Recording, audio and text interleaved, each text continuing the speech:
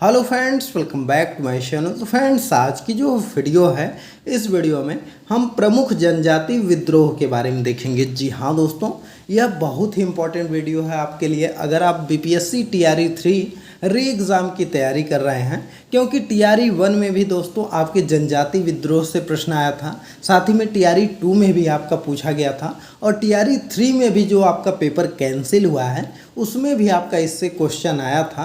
तो दोस्तों, इस वीडियो को आप लास्ट तक देखिएगा। और स्पेशली दोस्तों, हम इस वीडियो में जो है वह जो स्पेशली बिहार वगैरह में हुए हैं, झारखंड वगैरह में जो जनजाति विद्रोह हुए हैं, उन्हीं को हमने इसमें शामिल किया है। तो आप इसको अच्छे से देखिएगा। चलिए दोस्तों, पहला देखते हैं। तो यहाँ पर पहला विद्रोह आपका है नोनिया विद्रोह। जी हाँ दोस्तों, यह मोस्ट इम्पॉर्टेंट है। नोनिया विद्रोह से यह प्रश्न आपके एग्ज़ाम में आता है। तो देखिए, अगर हम बात करें नोनिया विद्रोह की, तो यह विद्रोह जो है यह 1770 से 1800 ईस्वी के बीच में बिहार के 16 उत्पादक क्षेत्रों में, जहाँ की हाजीपुर, तिरहुत, सारण और पूर्णिया में हुआ था। जी हाँ दोस्तों, मोस्ट इम्पॉर्टेंट है। कहाँ पर यह विद्रोह हुआ था? तो हाजीपुर, तिरहुत, सारण और पूर्णिया में हुआ था। इसको आप याद रखिएगा।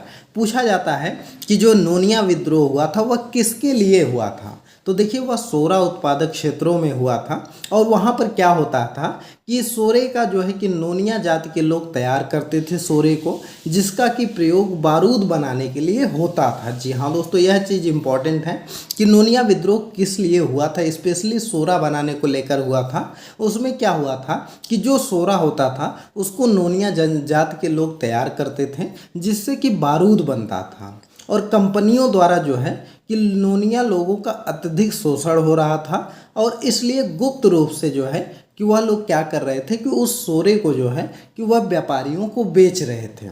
जो कंपनी थी वह अच्छे से दाम नहीं दे रही थी, तो इसलिए क्या हो रहा था कि जो वहाँ के जो लोग बनाते थे सोरे को, वह जो प्राइवेट व्यापारी थे चुपके से उनको बेच रहे थे।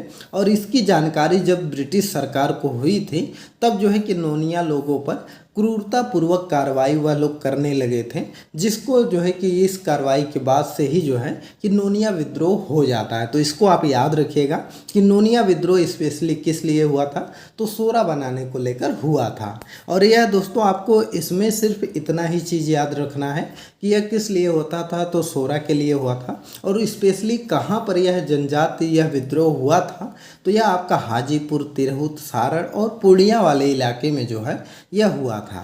चलिए अगला देखते हैं। अगला आपका जनजाति जो विद्रोह है वह है चेरो विद्रोह। जी हाँ दोस्तों, मोस्ट इम्पॉर्टेंट है। चेरो विद्रोह जो है यह 1800 ईस्वी में चेरो किसानों ने अपने राजा के विरुद्ध यह शुरू किया था। जी हाँ दोस्तों, यह जो आपका विद्रोह था यह अपने ही राजा के विरुद्ध वहाँ के लोगों ने शुरू किया था। और यह विद्रोह तब अंग्रेजों के पक्षपातपूर्ण नीति के विरोध में हुआ, जब कंपनी ने कूटनीति से जो है जयनाथ सिंह को अपदस्थ कर दिया था। जी हाँ दोस्तों, क्या हुआ था कि कंपनी ने कूटनीति से जो है कि जयनाथ सिंह को उनके पद से हटा दिया था, और उसके स्थान पर जो है कि गोपाल राय और बाद में जो है कि चूड़ामन को राजा बना दिया था। और इससे कि क्या हुआ, लोगों में असंतोष फैल गया, और वहाँ पर जो है कि चेरो सरदार भूषण सिंह के नेतृत्व में खुला विरोध शुरू हो गया। तो इसको आप याद रखिएगा। और सन 1802 ईस्वी में क्या हुआ था कि जो चेरो नेता थे भूषण सिंह, इनको जो है कि फांसी दे दी गई, और बाद में इसके बाद यह विद्रोह धीरे धीरे समाप्त हो गया। तो दोस्तों, यह विद्रोह किसके खिलाफ हुआ था? तो चेरो विद्रोह अपने ही राजा के खिलाफ हुआ था। वहाँ पर क्या हुआ था कि जो कंपनी थी, अंग्रेज कंपनी थी, वह राजा को हटा करके कोई नया राजा बना दी थी, जिसको कि लेकर के वहाँ के जो जनता थी उसमें असंतोष था। और बाद में जो है कि नेता भूषण सिंह के नेतृत्व में जो है कि लोगों ने खुला विद्रोह कर दिया था, और बाद में इनको नेता भूषण सिंह को जो है कि फांसी दे दी गई। तो इस चीज़ को आप याद रखिएगा। चेरो विद्रोह में नेतृत्व किसने किया? तो भूषण सिंह ने नेतृत्व किया था, और इसी में इनको फांसी दे दी गई थी। तो इस चीज़ को याद रखिएगा। चलिए अगला देखते हैं। तो अगला आपका विद्रोह है लोटा विद्रोह। जी हाँ दोस्तों, लोटा विद्रोह भी आप याद रखिएगा। लोटा विद्रोह के बारे में अगर हम बात करें तो यह आपका 1856 ईस्वी में मुजफ्फरपुर में अंग्रेज़ों के प्रति लोगों का गुस्सा बढ़ रहा था, और इसी समय जो है कि मुजफ्फरपुर की जेल से बंद कैदियों को जेल के अंदर ही पीतल का लोटा दिया जाता था, लेकिन सरकार ने अचानक निर्णय लिया कि पीतल के स्थान पर मिट्टी का लोटा देना प्रारंभ किया। अतः कैदियों ने इसका विरोध शुरू किया गया। जी हाँ दोस्तों, यह जो विद्रोह है स्पेशली क्या हुआ था कि जो उस समय मुजफ्फरपुर जेल में जो है जो लोग बंद होते थे उनको जो है कि लोटे के तौर पर पीतल का लोटा दिया जाता था, लेकिन सरकार ने वहाँ का निर्णय लिया कि अब जो है कि पीतल का लोटा नहीं दिया जाएगा, अब जो है कि मिट्टी का लोटा दिया जाएगा। तो इससे लोगों ने जो इसका विरोध किया और उसके बाद लोटा विद्रोह होता है। तो इस चीज़ को आप याद रखिएगा। अगला हम देखते हैं, अगले विद्रोह की बात करें तो वह आपका है तमाड़ विद्रोह। जी हाँ दोस्तों, यह इम्पॉर्टेंट विद्रोह है। तमाड़ विद्रोह के बारे में आपको जानना चाहिए। जो तमाड़ विद्रोह है यह 1795 ईस्वी से 1800 ईस्वी के बीच में छोटा नागपुर के उरांव जनजाति द्वारा जमींदारों के शोषण के विरुद्ध किया गया था। जी हाँ दोस्तों, जो यह तमाड़ विद्रोह था, यह जो उरांव जनजाति है उन लोगों ने इसको शुरू किया था और 1795 से 1800 के बीच में, और जो जमींदार थे उनके विरुद्ध में इसको शुरू किया गया था। तो इसको याद रखिएगा, जिसे तमाड़ विद्रोह कहा जाता है। और इसका नेतृत्व जो है किसने किया था, तो दुखान मनाकी ने जो है कि इसका नेतृत्व किया था। जी हाँ दोस्तों, इस चीज़ को आपको याद रखना है कि दुखान मनाकी जो थे उसने इसमें नेतृत्व किया है। दोस्तों, जो यह हम आपको जनजाति विद्रोह करवा रहे हैं, इसमें आपको 2-3 चीज़ें हर एक विद्रोह की याद रखनी है। जैसे कब यह विद्रोह हुआ था और कहाँ पर हुआ था और कौन उसका नेतृत्व कर रहा था। तो इसको याद रखिएगा। बस इसी से प्रश्न बनता है, ऐसे डायरेक्ट पूछा जाता है कि जैसे तमाड़ विद्रोह में नेतृत्व किसने किया था, या तमाड़ विद्रोह कब हुआ था, या तमाड़ विद्रोह कहाँ पर हुआ था। तो यह सब पूछा जाता है। और इस चीज़ को अगर आप याद रखेंगे तो 1 से 2 नंबर का प्रश्न आपका बड़े आराम से बन जाएगा।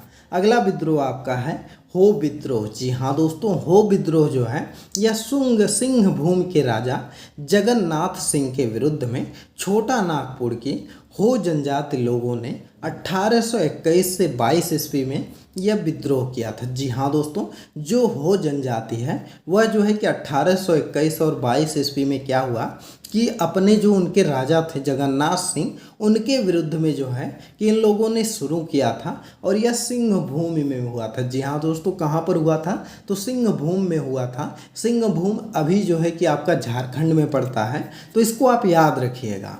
हो जनजाति ने इसको शुरू किया था, हो विद्रोह को। और इस विद्रोह का मुख्य कारण जो था वह राजा जगन्नाथ का अंग्रेजों की अधीनता स्वीकार करना था। जी हाँ दोस्तों, उनके राजा ने क्या किया था कि जो राजा जगन्नाथ थे उन्होंने अंग्रेजों की अधीनता स्वीकार कर ली थी, जिससे कि हो जनजाति के लोग काफ़ी गुस्सा हुए और उसके बाद उन्होंने अपने ही राजा के खिलाफ जो है वह विद्रोह को प्रारंभ कर दिया। तो इनको याद रखिएगा। अगला देखते हैं, अगला आपका विद्रोह है वहाबी विद्रोह। जी हाँ दोस्तों, वहाबी विद्रोह के बारे में अगर हम बात करें तो भारत में इस आंदोलन के जन्मदाता जो हैं वह सैयद अहमद बरेलवी थे। जी हाँ दोस्तों, इस विद्रोह के कौन जन्मदाता थे, तो सैयद अहमद बरेलवी इसके जो है कि जन्मदाता थे। 1821 ईस्वी में अहमद बरेलवी जो है कि पटना आए और यहाँ पर इनायत अली, मोहम्मद हुसैन, विलायक अली और फरहत हुसैन के संपर्क में आकर इन्होंने जो है पटना को वहाबी आंदोलन के केंद्र के रूप में स्थापित किया। जी हाँ दोस्तों, कहाँ पर वहाबी आंदोलन हुआ था, तो पटना को जो है कि वहाबी आंदोलन के केंद्र के नेतृत्व के रूप में जो है कि स्थापित किया था। तो इसको याद रखिएगा। बिहार में इस आंदोलन का जो है दमन जो है वह 1863 ईस्वी में अम्बेला अभियान के पश्चात हुआ था। जी हाँ दोस्तों, कब हुआ था, तो इस आंदोलन का दहन जो है वो दमन जो है वह 1863 ईस्वी में अम्बेला अभियान के दौरान हुआ था। और 1868-69 ईस्वी में इस आंदोलन को जो है कि पूर्ण रूप से समाप्त कर दिया गया। जी हाँ दोस्तों, 1821 से यह आंदोलन शुरू हुआ था और 1863 में जाकर के इस पर थोड़ा लगाम लगाया गया और 1868-69 ईस्वी के आसपास जो है कि इसको बंद कर दिया गया, पूरी तरह से समाप्त कर दिया गया। तो इसको याद रखिएगा, इंपॉर्टेंट है। चलिए दोस्तों, अगला प्रश्न देख लेते हैं। अगला प्रश्न आपका है कि कोल विद्रोह। तो देखिए, अगर हम बात करें कोल विद्रोह की तो यह 1831 ईस्वी 31 से 32 ईस्वी में छोटा नागपुर क्षेत्र में हुआ था। और इसमें मुंडों के साथ साथ जो है कि उराव जनजाति, खेरवार, चेरो और अन्य जनजातियों ने भाग लिया था। जी हाँ दोस्तों, कोल विद्रोह आपका काफ़ी फेमस विद्रोह है, इसको आप जरूर याद रखिएगा, क्योंकि इसमें सिर्फ एक जनजाति ने नहीं भाग लिया था, 3-4 जनजाति ने इसमें मिल करके भाग लिया था। इसमें स्पेशली रूप से जो है कि मुंडा जनजाति थी, उनके साथ में उराव जनजाति, खेरवार जनजाति, चेरो जनजाति और अन्य जनजातियां भी थीं। तो इन लोगों ने मिल करके भाग लिया था और विद्रोहियों का जो नेतृत्व है यह बुद्धू भगत, सिंह राय और सूर्य मुंडा कर रहे थे। इनको याद रखिएगा, कौन कर रहा था? बुद्धू भगत, सिंह राय, सूर्य मुंडा इसका नेतृत्व कर रहे थे। और अंग्रेजी सेना की कमान कैप्टन जो है कि विल्किंसन के हाथों में थी। किसके हाथों में थी? कैप्टन विल्किंसन के हाथों में थी। इसको आप याद रखिएगा कि जब कोल विद्रोह हो रहा था तो उस समय अंग्रेजों की तरफ से लड़ने वाला जो था वह कौन था? तो वह कैप्टन विल्किंसन के हाथों में कमान थी और बुद्धू भगत अपने 150 सहयोगियों के साथ मारा गया था। जी हाँ दोस्तों, इसमें क्या होता है कि 150 लोग उसके साथ, बुद्धू भगत के साथ विद्रोह कर रहे थे और उसमें वह लोग मारे जाते हैं। और यह विद्रोह जो है कि लगभग 5 साल तक चला था। जी हाँ दोस्तों, कितना चला था? तो कोल विद्रोह आपका 5 साल तक चला था, तो इसको याद रखिएगा। अगला विद्रोह आपका है भूमिज विद्रोह। जी हाँ दोस्तों, मोस्ट इम्पॉर्टेंट आपका यह भी है भूमिज विद्रोह, क्योंकि यह जो है कि बीरभूम के जमींदारों द्वारा जब राजस्व बढ़ा दिया गया उसके कारण यह शुरू होता है। 1832 ईस्वी में गंगा नारायण के नेतृत्व में यह शुरू होता है। जी हाँ दोस्तों, किसके नेतृत्व में भूमिज विद्रोह शुरू हुआ? तो गंगा नारायण के नेतृत्व में 1832 ईस्वी में यह शुरू हुआ था, क्योंकि वहाँ पर राजस्व को बढ़ा दिया गया था।